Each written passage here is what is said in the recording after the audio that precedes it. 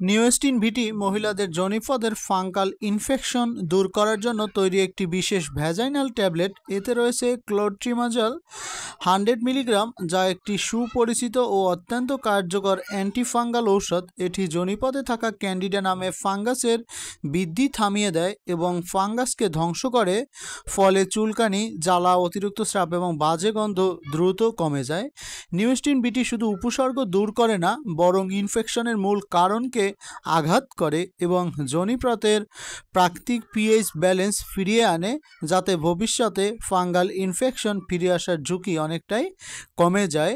নিয়মিত চিকিৎসকের নির্দেশনা অনুযায়ী ব্যবহার করলে কয়েক দিনের মধ্যেই পাবেন দৃশ্যমান পরিবর্তন আর ফিরে পাবেন স্বাভাবিক স্বস্তি আর আত্মবিশ্বাস। অনেক মহিলা লজ্জা বা অবহেলার কারণে এসব সমস্যা লুকিয়ে রাখেন, কিন্তু দেরি করলে ফাঙ্গাল ইনফেকশন আরও ছড়িয়ে পড়ে বড় জটিলতা তৈরি করতে পারে। তাই দেরি না করে সময় মতো চিকিৎসা নিন।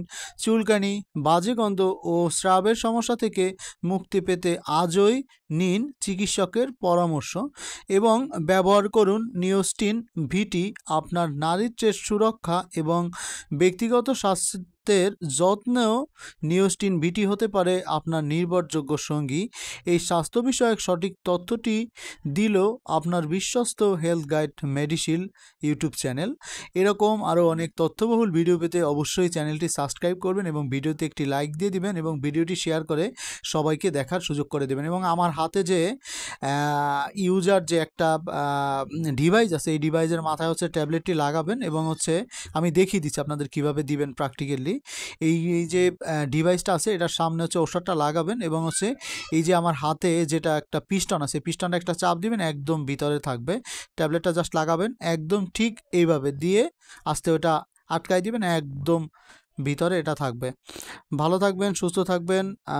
আরও কোনো তথ্য প্রয়োজন হলে অবশ্যই আমাদেরকে কমেন্টে জানাবেন। আমরা অতি দ্রুতই আপনার প্রশ্নের উত্তর দেওয়ার চেষ্টা করব এবং হচ্ছে কোনো ঔষধ সম্পর্কে জানতে চাইলে অবশ্যই কমেন্টে লিখবেন। আমরা অতি দ্রুতই সেই ধরনের ঔষধ সম্পর্কে রিভিউ নিয়ে আসব।